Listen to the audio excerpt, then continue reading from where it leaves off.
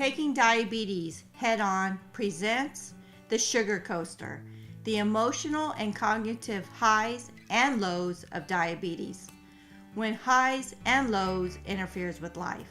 Thanks for joining our video cast, Taking Diabetes Head-On. Our topic today will deal with the emotional and cognitive effects of wide swings in the blood glucose levels. I am Chuck. And I'm Teresa. And I'm Chris. Thank you very much. You know, this is an awesome program today because really this is about the roller coaster of diabetes. And I love roller coasters. You know, the highs, the lows, the everything. We think we're going to die on the roller coaster. Everything's just cool. And truly, all of that becomes real when you're on the roller coaster. So this is all about roller coasters, right? That's right. But you know, there is a big difference with roller coasters and diabetes and roller coasters. Is there really? There is. On a roller coaster, you have the adrenaline running. You're waiting for that next step, the drop, the ups, the downs, and everything else. However, when you have a roller coaster with your blood sugars, it's hard. It impacts your body, impacts your lifestyle, and puts you at risk for death and complications, which is not a fun thing. Well, so you're trying to tell me that the sugar roller coaster and the swings of people with diabetes, it really has no happy ending? Truly? Is that what you're trying to tell me, Teresa? We go through this all the time, right? Unfortunately. But is this truly a common phenomenon? It depends. This is not a common phenomenon in your average person with type 2 diabetes on pills and other oral agents. The sugar roller coaster is generally something we see in patients with type 1 diabetes. It can also be seen in patients who have type 2 diabetes who have had it for a long time and have moved on farther in that spectrum where they require multiple injections of insulin. So you're truly saying that the culprit here is insulin? Is that what I'm hearing? Well, yes and no. That's like a political answer. This phenomenon that we are referring to as a sugar coaster is otherwise known as glycemic variability in the endocrinology circle. Okay. In a sense, even people without diabetes have some degree of glycemic variability throughout the day. And between one day and another, no 2 days are absolutely alike, any more than no 2 hours are absolutely alike. Okay. How do we know this? Well, when you hook up healthy people with no diabetes to something we call CGM, or continuous glucose monitoring systems, you can see that there are ups and there are downs in the blood glucose levels throughout the day. So they have a roller coaster too? A smaller baby roller coaster. Even in healthy people without diabetes, if you measure blood sugar every 5 minutes, it goes up and down. Depends on what we eat, what we do, how our mental state is. But the difference is this. These fluctuations are within a very narrow and a very finite range throughout the day, and the whole day the glucose may go between 70 or 150 up at the upper end after a meal. This becomes exaggerated in diabetes. Okay. One way of looking at this is to compare the fluctuations in normal people to small waves in a lake, whereas in people with type 1 diabetes, these become huge high waves in an ocean that buffets the boat to very highs and very lows. Wow. So truly a patient with type 1 diabetes and patients with type 2 diabetes also seem to be prone to this. Is that what I'm hearing? Yes, and it's multifactorial. So what factors are included there? I know you're saying that there's these variations in blood glucose levels, but really what is it? Well, you know, additional to the insulin, you have to think there's other important aspects of this.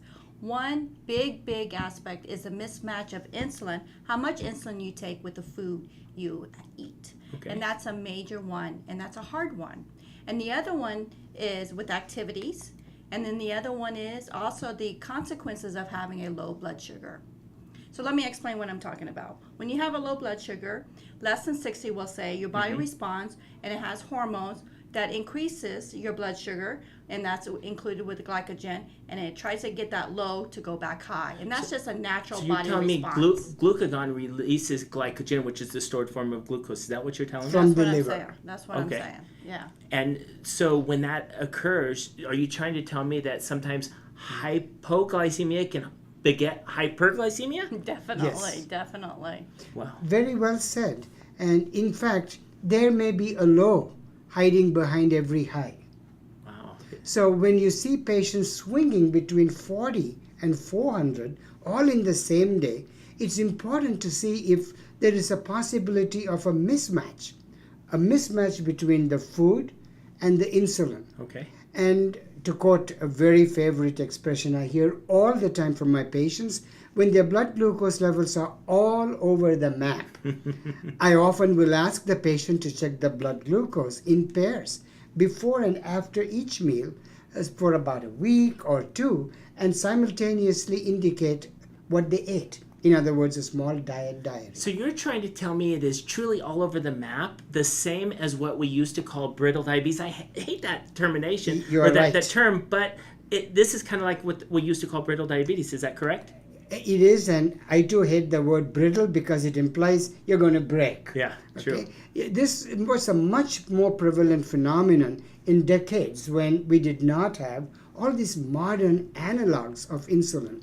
We can discuss more of these when we talk about treatment principles. Okay. But when the blood glucose levels are all over the map, I look and do a checklist for certain things that can cause for that. The most important two things: amount of food, type of food, amount of insulin, type of insulin. And the list also includes several conditions. Does the patient have a history of recent weight loss? Makes you more sensitive to insulin. What about the patient's medications? Is there kidney failure? And are they on steroids, which are notorious for wreaking havoc on the blood Absolutely. sugar? Could the patient be pregnant? But the main reason is poor match between food and meal insulin. Wow, wow. So, that's exactly what's called a mismatch. That sounds really, really bad, like a bad relationship or a bad marriage. Indeed. True. And you're absolutely right. Patients with type 1 diabetes are usually treated with two kinds of insulin. The first one is a basal insulin, and our patients call this the long-acting insulin. And the second one is the meal insulin, what we call prandial insulin, which is there to take care of the spikes that come after you eat a meal. It's therefore something to cover the match. The insulin that we give for food should be there when it's needed and should leave when it's not wanted. Now, some of the Kind of like Teresa insulins, treats me. some of the insulins do exactly that. They are not there when it's absolutely necessary, and then they come around and stick around when nobody wants them and drops the blood sugar with a rebound. This is what we call the mismatch that leads to a brittleness and a lability of the blood sugar level. It's a poor relationship. What can survive that? Yeah, true. Truly, there needs to be synchrony or chemistry and timing. It kind of reminds me, Teresa, of, never mind. Never mind, Chris. This is a family show. Yeah. All kidding aside. Can patients feel this sugar coaster? Yes. Definitely. But the lows are really, really hard on the body. Yeah, it is. And it makes you feel bad. You're tired. You're weak. You just want to sleep all the time.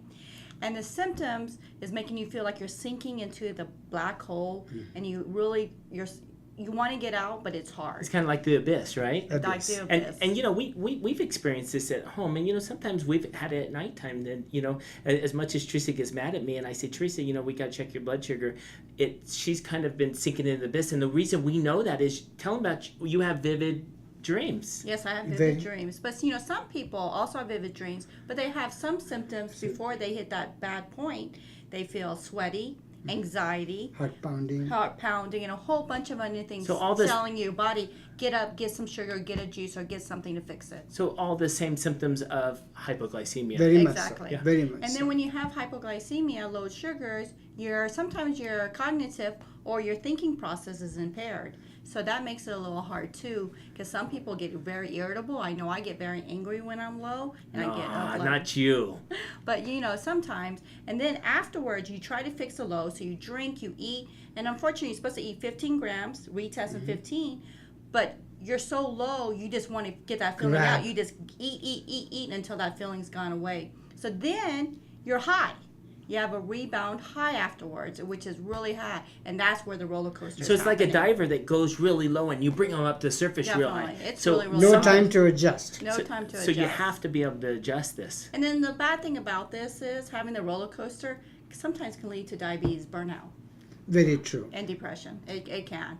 And I think you have very nicely outlined what happens. From your personal experience, can you share something that would be valuable to our viewers? We've never been on the sugar roller coaster, have we, Teresa? I wish I could answer that truthfully and say no. But unfortunately, yeah, I'd be glad to. It's hard. Having diabetes is hard. And having the roller coaster is hard, especially when you're trying to eat new foods or try something new or going to a party. It's hard because it's hard to count and figure out what kind of activity you're going to do. And having those roller coasters is hard. Having highs are hard. Having lows is hard. My body's tired. And then you're like, oh, why me? But you have to remember, you're given this life because you can handle it. And that's what makes me go, and I try to push forward every day. And I teased earlier that we would like being on roller coasters, but the only roller coaster in our house we don't like to be on is the sugar roller coaster. What about the highs? Truly, are there signals that people, patients, those with diabetes can recognize as their blood sugars go high? It is possible, but interestingly, patients who have been in good control recognize something is wrong when their blood sugar goes high. But people who have been out of control get used to it. And this is the reason why you are shocked to see people with blood sugar of 400 sitting there without any symptoms, because little by little their body has adjusted to that. So the better control you have, you're able to recognize the highs. And is this why when I'm treating my patients here in my office, sometimes what happens is after I treat them, they feel like they're low, but that's because they've been at 400, and so when I get them down to like the normal 150s, they're like, I'm low, I need to treat it, and I'm like, no, you don't. Very true. This is what they call false hypoglycemia, where their blood glucose levels are often where you want them to be, but they really feel terrible. And I always tell them, it's like your car was running with very good gasoline, now you're putting in regular, and the engine is knocking. And the treatment for that is to not just drink orange juice, but to eat complex carbs and make sure that it's something that you gradually get adjusted to. It's highly variable from person to person. Interestingly, both highs and lows give you cognitive dysfunction. So I think the more important thing is to recognize that you should check your blood sugar. When you feel this way, and you check your blood sugar and it's normal, this is not going to be the hypoglycemia that's going to damage you. See, I told you, Teresa, check your blood sugar. But on the other hand, when people who have normal sugars but feel hypoglycemia, that's something serious for them. They're having that feeling, and that feeling's a scary, not fun feeling. It's real to them, huh? So you should just acknowledge it and just say, hey, so what would it count? What will it count when, if they feel this way and their sugar is 140 and 170, and their sugar's always been high, what accounts for that basically? It's the threshold. The cells and your entire system has been used to a certain level, and when the threshold changes, the bar is set differently. But I think Doctor said it perfect. Chuck, you said it perfectly. It's called false hypoglycemia, and this is what happens is when they're used to being 300 or 400, and then all of a sudden we bring them down to 150. They just feel like they're low, or they have this weird feeling. It's a false hypoglycemia. We need time to adjust with that. Is that it's right? It's like getting used to a smaller paycheck. And as you said, it's like putting the high octane. Yeah, we know all about that. So Teresa, you need to give me a little bit more money, okay? So, but you said it earlier. You said it's like putting a high octane gas and then all of a sudden go to regular, and then we wonder why the engine's knocking. No, that's exactly it. So false hypoglycemia is a little bit like fake news. True. That's in the news lately, Lately, right? a lot. And I want our listeners to understand, truly, you're not alone. This is something that even in the best of households we feel, and especially when you have diabetes. Very true. But you know that, like as I explained, that feeling is a scary feeling, Very. and we should definitely acknowledge it and say, no, your blood sugar is normal. Look at the numbers. You have to explain to them it's going to take not a day to adjust, not a week to adjust, but it's going to take time to adjust. So I want you guys to understand this is normal. This feeling's normal. Is that what we're really portraying for our guests today? And I think you should, by telling them you're imagining this, you're really making the situation worse. In fact, it's good to warn them ahead of time. As your blood glucose levels coming down, you are going to feel strange even at normal numbers. Okay. This is how you should handle it. Wow. That's something that we have to really be looking at.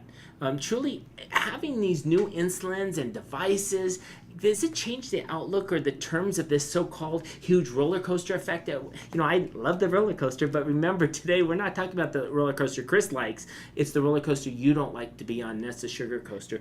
Has it changed? It has. And truly, the newer insulin analogs have less peaks. So the basal insulins are flatter and longer Okay. and safer. Also, the meal insulins are so quick acting, they get in, do the job, and leave. Therefore, this is less these days than it used to be. Plus, whenever patients complain of bouncing up and down, you have ways of doing sensors. The CGM monitors the blood sugar Okay. constantly and gives you a printout telling you where the pattern is and where you can modify it with food or lack of food.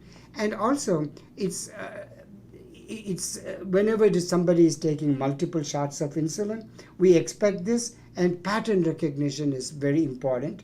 We need to consult with a certified diabetes educator, and all of this is a package in people taking multiple shots of insulin like you used to do. And then if that doesn't work, we always have pumps, continuous subcutaneous insulin pumps, Which are great. that as you have personal experience Yes, with this, yes. which makes life a lot better. So I'm hearing everyone out there, I think Dr. Cannon's telling you if you're stuck on the sugar roller coaster, there's hope for you and we can get you off of this. So there's more optimism today than ever before. Is that correct? Absolutely. Definitely. So Teresa, I think we can get off the sugar roller coaster. And I think we have. At our household, you helped us get on the CGM. And I think our sugar roller coaster's changed. What do you think, Teresa? I think so. Definitely a lot less than it used to be. And so. today you use a far less oral medicines on type 2s that Right. used to cause a lot of this hypoglycemia. So Right. they're actually better Improving too. too. So truly, on that note, I want you guys to all truly thank you very much for watching here at Takingdiabetesheadon.com. And I'm Chris. I'm Chuck. And I'm Teresa.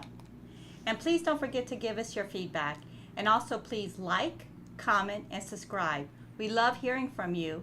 And so please feel free to email us.